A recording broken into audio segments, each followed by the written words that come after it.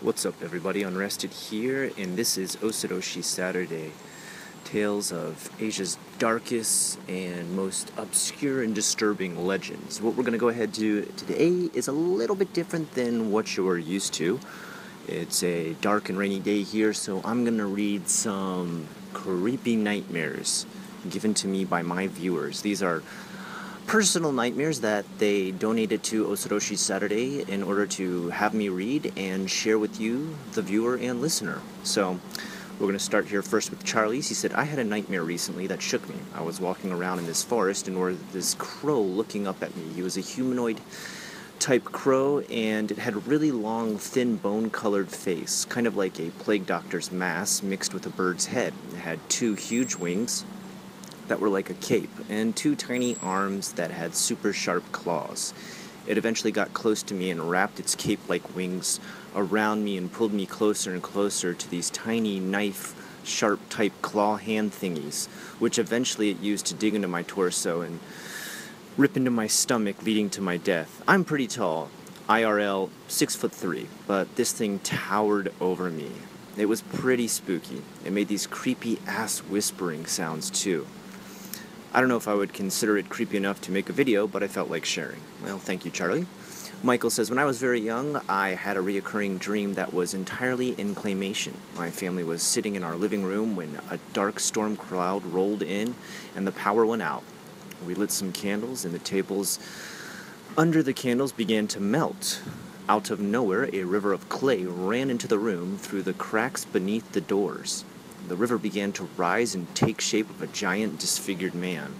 The man took my mother's arm and dragged her through the crack beneath the door, smashing her body flat, while assimilating her corpse with his own.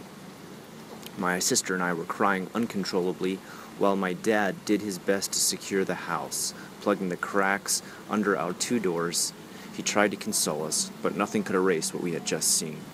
My sister and I cried, and our tears put out the candles.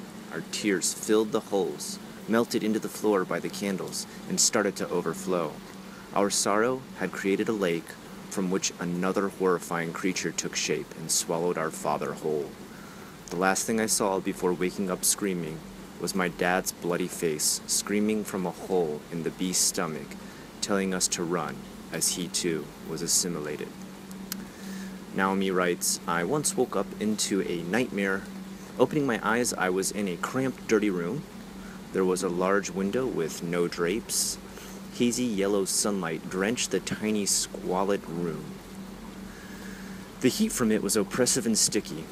I lay on a single mattress in the middle of the room, staring at the ceiling, trying to gather my thoughts. I had to do something, but what, I couldn't remember. I felt like I had been hit by a truck. Grit and sweat covered me. My body felt sluggish, and the thought of movement ached my muscles. Then a cell phone rang. I instinctively reached over to answer it, and my body reacted in kind. Fire licked at my limbs, but the action was complete. It was my mother on the other end. She was frantic. They couldn't find my younger brother. He was last seen with friends of our older brothers. Flashbacks to the night before, and I'm on my feet, struggling to walk or run. I'm running through the projects, concrete slabs and iron walls. Every corner I turned, every narrow alley was drenched in hazy sunlight and suffocating heat. I find my way to the outside where one of my older brothers is telling me I have to find my younger brother. I scream at him saying, "What the fuck do you think I'm doing?" I have a splitting headache and I shove him off me. In my memories from the night before, I see my little brother shooting heroin in the back of a busted-up Cadillac. I was so mad and so furious, I'm yelling and screaming, but he couldn't or wouldn't listen to me, so I left. The guys he were with had guns. I knew in my gut that he was in danger. By this time, I'm not far from where we were the night before. The Cadillac still in the same place, but now abandoned. As I'm entering a dilapidated brick building, I hear a gunshot. I don't breathe. Adrenaline hits, and my body moves without thought. I find the apartment. People are screaming out. They're full of panic and fear. I find my brother's body in a pool of blood on a decaying couch. His eyes are like glass. I'm grabbing at him, trying to hold him, screaming my lungs out. I pull my head up slowly to look over my shoulder. Before I can see who it is behind me, I'm stabbed in the side of the head with a screwdriver. It's the only dream I've ever had where I've woken up screaming and crying. Camden says, for myself, my most horrific dream was also a life-changing dream. I think that it is fairly uncommon for most people to actually die in their own dreams, from what I've seen. But I have died once in my dreams and have felt the utmost indescribable and terrifying feeling of what I believe fully experiencing death would be like. I can try to describe this as best as I can. I don't remember much of the beginning of the dream, but I do know that at the time it was one of those dreams that felt like hyper-realistic. I remember storming out of my childhood home to cool off from a heated argument with a very close family member.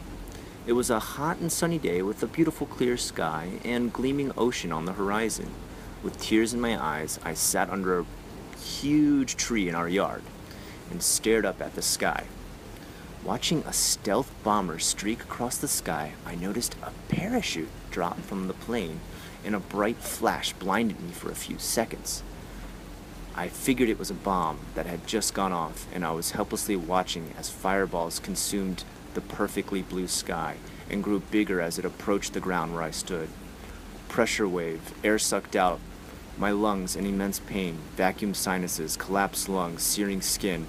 I looked back at my house and watched for a brief instant as it was there and then gone. My loved ones, their skin melt, their bones bursting into flames, and then void, not even blackness, pure void. In that moment of transition, the only way I can try to compare it is to feeling like you're falling, but instead of the sensation of your body falling forwards to the ground, you feel the whole universe, the dream itself, perpetually move away from you, if that makes sense. I try to breathe, I try to inhale, but nothing responds, a pure vacuum. I try to feel any sense of physical stimulation, nothing responds. I am pure consciousness, I feel no sense of the physical world. Suddenly, the only thing I could do is feel my thoughts take on mass and bombard my consciousness at every moment.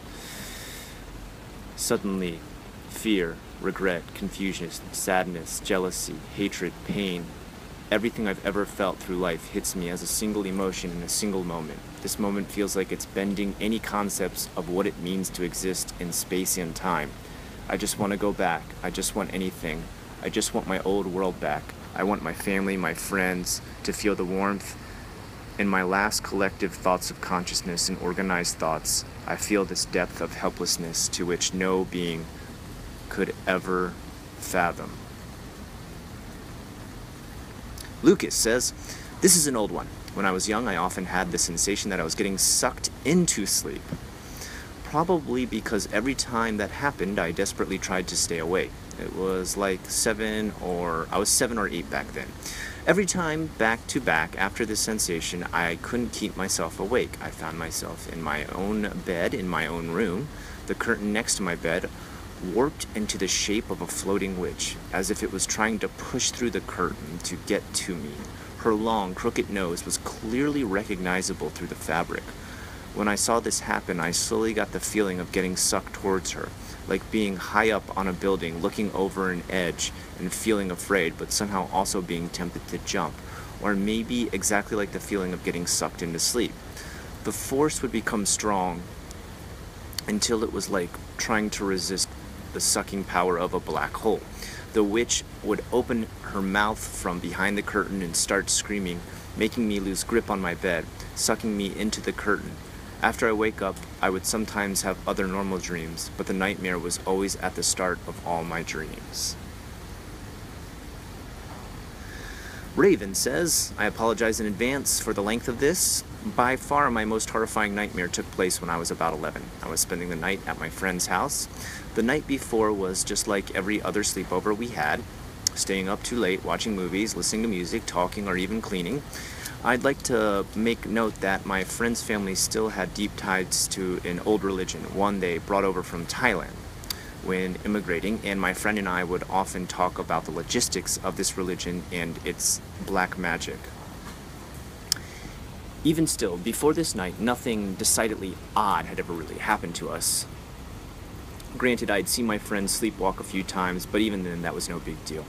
Anyway, we went to sleep. Now, I've always been a vivid dreamer, but never had my dreams or nightmares ever been like this. I was outside in my friend's backyard, and the two of us were hanging out. All was well until I began to notice that there was this high-pitched humming noise, like a very loud, muffled whispering, a ringing in my ears. In the dream, I tried to talk over it. I was to the point of yelling to my friend, even though she was right next to me, and she couldn't hear my voice. It was almost like I couldn't actually speak, and then I heard the whispering voices begin to call me. I felt, quote unquote, their presence before I actually saw where the noise was coming from. On the other side of the chain link fence between our backyards, these misty little shapes began to appear. There were 4, and they began to morph into the shapes of children, but they were very off. These kids were so pale, I could see their veins standing out from beneath their sickly purplish gray skin, in stark contrast to their mangled black hair. They were wearing clothes that had been tattered and molded, of a style that was of the early 20th century. They reached out to me, their hands covered in dirt and their fingernails broken or missing. Even to this day I can recall the smell of them. They stank of mold and mildew and were rotting, giving off the sickening odor too foul to accurately describe. Worst of all was these eyes of these kids. Some of these kids had no eyes, the others white, and some of them black from corner to corner. The longer I looked at them, the closer I realized they were getting, gliding towards me. They touched the fence like it burned them, smoke rising up, but tried to get through it anyway. They gripped the fence with their mud-caked, broken hands, and their bodies began to snake and convulse. They screamed in this terrible wail that still haunts me to this day. That sound jump-started me in the dream because I took my friend's hand and we ran back towards her house. But as we moved around, something more odd occurred. Our backyard seemed to morph and change, becoming a forest in the dark. Usually I find comfort in forests, but not in this one. In fact, as we climbed up the foothills and tried to get back to her home, I saw cloaked people coming towards us. They were corralling us, calling to us to be their guests of honor, to, quote-unquote, meet their master. They laughed in this sort of eldritch tone. His children want to play with you. Finally, we seemed to be able to find our way out of this dense forest and ran into her home as fast as we possibly could. I remember feeling that tangible panic as though I were awake. I can recall the absolute terror I had, absolutely certain that whatever these children/things were, they knew that I could see them, and they were coming for me and my friend. In the dream, my friend told me to calm down. I tried to listen and to ease my worry. She pulled back the curtains of her window to show me that there was nothing there. Much to my surprise, she was right. I could see no ghosts, no monsters, and my feelings of terror were eased. I even pressed my hand to the window. And that's when it got pulled down, straight through the glass, as though a portal, while one of these molding children climbed up the side of the wall. She held my hand so tight that I could feel pain. Worse yet was the way she tugged on me, trying to get out. She was slamming onto the window with her sticky little hands and feet, thrashing and whipping fervently. I meant to scream when I finally woke up and jolted, but I cannot remember a time when my heart had hurt so badly, beating so quickly from fear. My friend had been awake, and she was staring at me in concern. Panting and pasty as hell, I explained what happened. Trying to rationalize my fear, she pulled the curtains back, as she had in the dream. Now here is where the story gets interesting. I wouldn't believe this had I not seen it myself, but all over that window were smarmy little hands and footprints from the outside. This next one is from Anna. I think this may be more of a thriller than a nightmare, but a couple of days ago I dreamed that I went to a cruise with some similar people to my sister. Neither of us looked like we do, but I knew which people they were, so this cruise had some sort of blackout, and afterwards everything turned crazy. there were these alien demonic yokai looking creatures that started appearing and massacring people. It all happened so soon that people were unaware of the danger, meaning many people were killed without even having the chance to comprehend the situation and try to escape. It was very gory and just, well, horrendous. Those poor people, they were killed in herds, so only some of them had time to scream, and those screams were piercing. One minute we were enjoying a fun cruise, the next we were scared for our lives. Next one is one from my friend Justin Sink, who's also known as Nice Pasta. It's an entirely self-made video by him, and I'm going to just go ahead and post his video here. And if you do enjoy this video, I highly recommend you go and check out his channel as well afterwards.